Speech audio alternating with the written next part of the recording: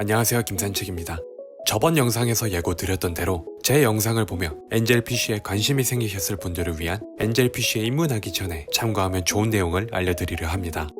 어항의 선택과 레이아웃 소재, 엔젤피쉬의 특징과 번식 등의 방법을 다룰 예정이며 이번 영상에서는 어항의 선택과 레이아웃 소재를 설명드리려 합니다. 엔젤피쉬, 여기서 말하는 엔젤피쉬는 제가 키웠던 플래티넘 엔젤피쉬를 기준으로 합니다. 다른 알턴과 같은 대형 엔젤피쉬의 경우도 일단은 같이 설명을 하겠습니다. 엔젤피쉬에 입문하기 전 핵심은 성체가 됐을 때의 크기를 생각하는 것입니다. 엔젤피쉬를 키우기 전에 어떤 크기의 수조에 키울지 고민 많으셨죠? 엔젤피쉬가 요구하는 최선의 수조 사이즈는 30배럭이라 생각합니다. 왜 사이즈가 클까요? 단순히 덩치가 큰 어종이기 때문에?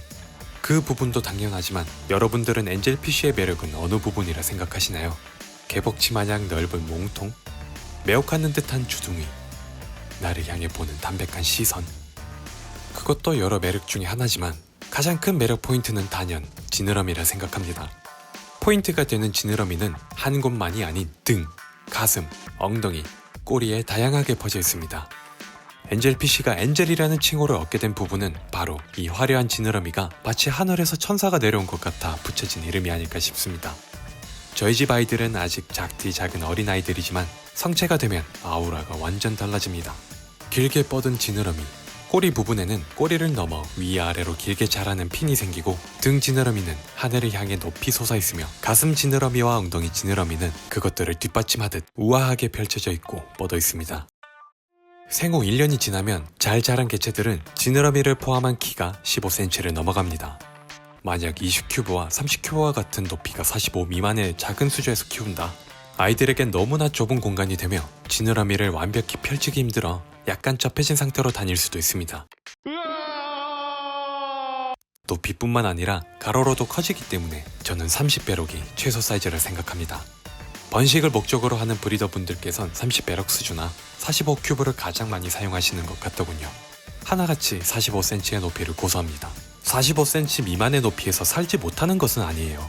작은 곳에서도 살 수는 있지만 더 멋진 모습을 보고 싶으시다면, 그리고 아이들이 다 자랐을 때의 모습을 고려하면 30배럭 이상의 수조가 좋다는 겁니다. 아기들이라면 잠깐 동안은 작은 수조에 있다 큰 수조로 옮기셔도 괜찮습니다. 그리고 30배럭이 괜찮다 하는 것은 한두 마리 기준이며 마리수가 많다면 적합하던 수조도 비좁아지며 비적합 수조가 됩니다. 생물을 키울 땐 생물을 데려온 그 시점을 기준으로 생각하는 것이 아닌 성체가 됐을 때의 사이즈를 고려하셔야 합니다. 작은 별 같은 모습에 반해 30큐브와 함께 데려오셨다면 금방 수조가 작아지는 모습을 볼 수 있습니다.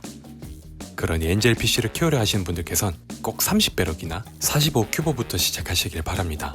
조금 더 큰 수조를 원하신다면 이자 광폭 수조도 괜찮습니다. 만약 2마리 이상의 엔젤피쉬를 키우시고 싶다면 석자 광폭 수조를 추천드립니다. 해외 매체에선 1마리 혹은 쌍의 경우 30갤런 수조를 추천하더군요. 이자 광폭 수조가 여기에 해당되며 제가 보기에도 이자 광폭에 한 쌍이 사는 모습이 가장 보기 좋았습니다. 이자 광폭 이하의 수조에서 3마리 이상을 키우게 된다면 분명 싸움이 지속적으로 일어나게 됩니다.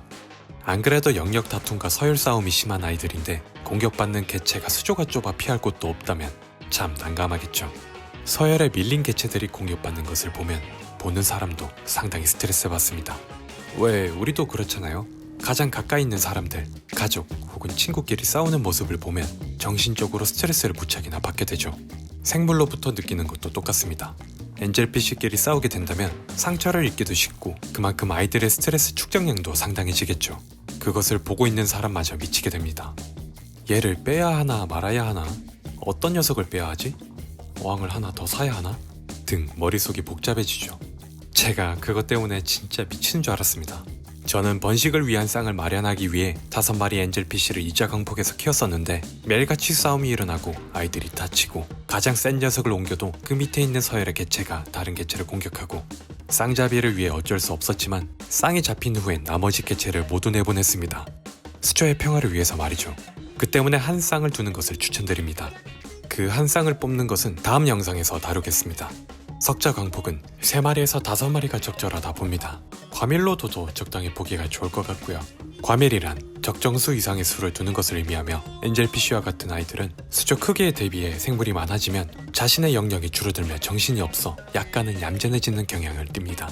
대신 과밀의 경우 선별한 쌍을 둘 수조가 없는 이상 번식은 불가능하며 수조 크기 대비 생물이 많기 때문에 그만한 여과력이 받쳐져야 합니다. 석자광폭은 입자광폭보다 커서 좋긴 하지만 비율이 살짝 아쉽다는 단점이 있는데요. 그것을 보완할 더 큰 수조가 있습니다.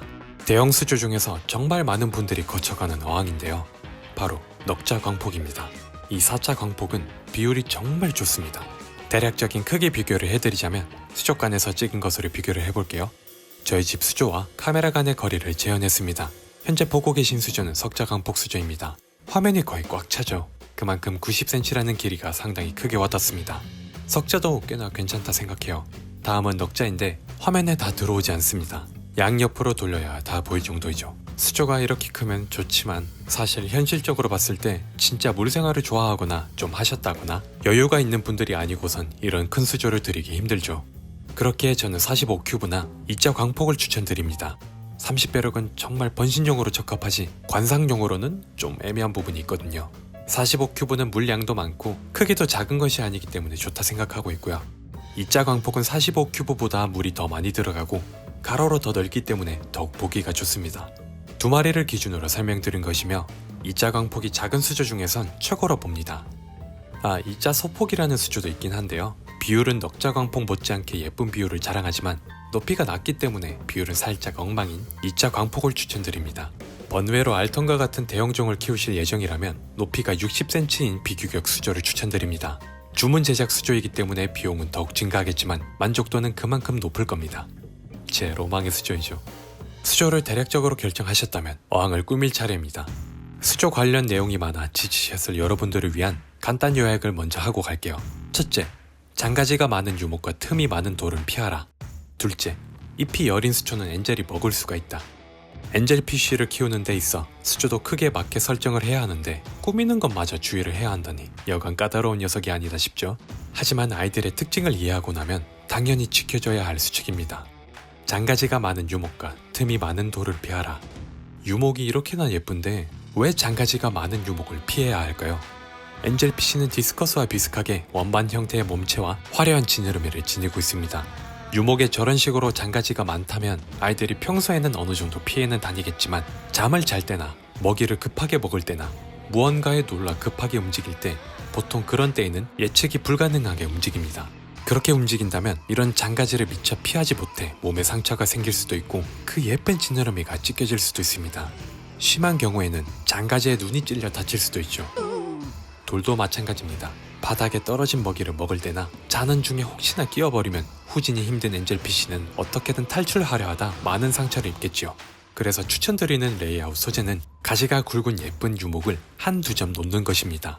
이렇게 큰 가지는 그래도 아이들이 잘 피할 수도 있고 덩달아 엔젤피쉬와 잘 어울리는 소재이기 때문에 놓고 보면 무척이나 예쁠 거예요. 돌은 그냥 간단하게 나지막한 돌들을 유목 밑에 쌓아 유목을 지탱해주는 정도로만 두셔도 좋습니다. 단순하면서도 여백이 느껴지는 수조가 엔젤피쉬에겐 가장 잘 어울립니다. 그리고 의외로 엔젤피쉬는 수초를 먹습니다. 그 중에서도 잎이 여린 수초를 잘 먹는데요. 처음 보시는 분들은 에이 무슨 물고기가 풀을 먹어 하실 수 있는데 실제로 먹습니다. 신명나게 떨어진 잎을 뜯고 있습니다. 제대로 먹고 있진 않지만 한두 마리가 아닌 여러 마리가 한 번씩 입질을 한다면 횟수가 굉장해지겠죠. 예전에 정경수초가 있던 곳에 첫째 엔젤이를 잠깐 뒀던 적이 있는데 아이가 자라더니 수초를 뽑아먹고 난리도 아니었습니다. 아이들이 수초에 가끔씩 입질을 하기 때문에 수초를 넣고 싶다면 자잘한 입질을 견딜 만한 수초를 넣으세요. 정 넣고 싶다면 제가 보장은 하지 못하겠지만 수초들이 자리를 잡은 후 넣으시길 바랍니다. 정경수초가 있는 곳에서 키우고 계신 분도 있긴 하지만 애써 키워놓은 정경수초가 어찌 될지는 모르는 법이죠. 안정적인 운영을 위해서 굳이 수초를 넣으시고 싶다면 큰 잎을 가진 수초를 넣으시길 바랍니다. 나나 같은 음성수초 말이죠. 개인적으로는 큰 수조에 큰 유목이 있고 단 두 마리의 빠르게 움직이는 테트라류 등의 어종과 코리, 플래코와 함께 수초가 없는 단순한 수조가 제일 예쁘다 생각합니다. 뭐 각자 취향이 있으니 저 범주 내에서 움직이면 편하지 않을까 싶어요. 네, 이렇게 엔젤피쉬에게 적합한 수조 세팅에 대해 알려드렸습니다. 짧게 요약하자면 성체가 됐을 때 지느러미의 길이를 고려하여 높이가 45cm 이상인 작지 않은 수조를 준비하고 가지가 많은 유목보다는 굵은 유목과 돌을 넣을 때 틈이 많지 않게 만들어 엔젤이가 잘 헤엄칠 수 있는 환경을 만들어주자입니다. 엔젤피쉬를 키우기에 앞서 수조와 레이아웃 소재를 고민하셨던 분들께 도움이 됐길 바라며 영상 마치도록 하겠습니다. 지금까지 김산책이었습니다.